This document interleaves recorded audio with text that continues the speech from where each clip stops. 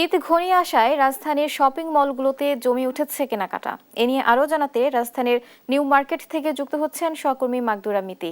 মিতি, ঈদ কেনাকাটায় ক্রেতা উপস্থিতি কেমন দেখছেন এবং কি ধরনের পোশাকের চাহিদা রয়েছে বেশি, আর দাম নিয়ে কি বলছেন ক্রেতারা, জানাবেন।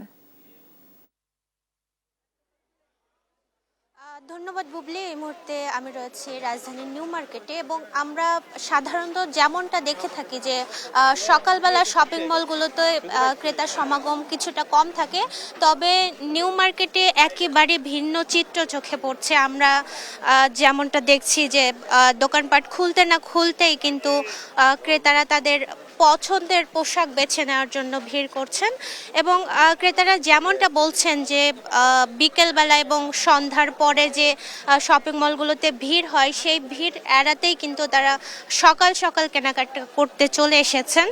এবং পোশাকের দাম নিয়ে যদি আমি বলতে চাই, তাহলে পোশাকের দাম নিয়ে ক্রেতাদের মধ্যে এক ধরনের মিশ্র প্রতিক্রিয়া আমরা দেখতে পেয়েছি। অনেকেই কিন্তু পোশাকের দাম নিয়ে সন্তুষ্ট থাকলেও কেউ কেউ পোশাকের বাড়তি দামের অভিযোগ করছেন। তবে বিক্রেতাদের কথা যদি আমি বলতে চাই, তাহলে বিক্রেতা কিন্তু বেচা বিক্রি নিয়ে অনেকটাই সন্তুষ্ট এবং তারা যেমনটা বলছেন যে যেহেতু ঈদের আর বেশি দিন বাকি নেই, সেহেতু এখন কিন্তু কেনাকাটা অনেকটাই জমে উঠেছে। এবং আমি যদি বুবলি বলতে চাই, এবারে পছন্দের পোশাকের তালিকায় ক্রেতাদের মধ্যে রয়েছে কিন্তু পাকিস্তানি বিভিন্ন যে ড্রেসগুলো এসেছে সেগুলো। বুবলি, এই ছিল রাজধানীর নিউ মার্কেট থেকে আমার কাছে সর্বশেষ তথ্য।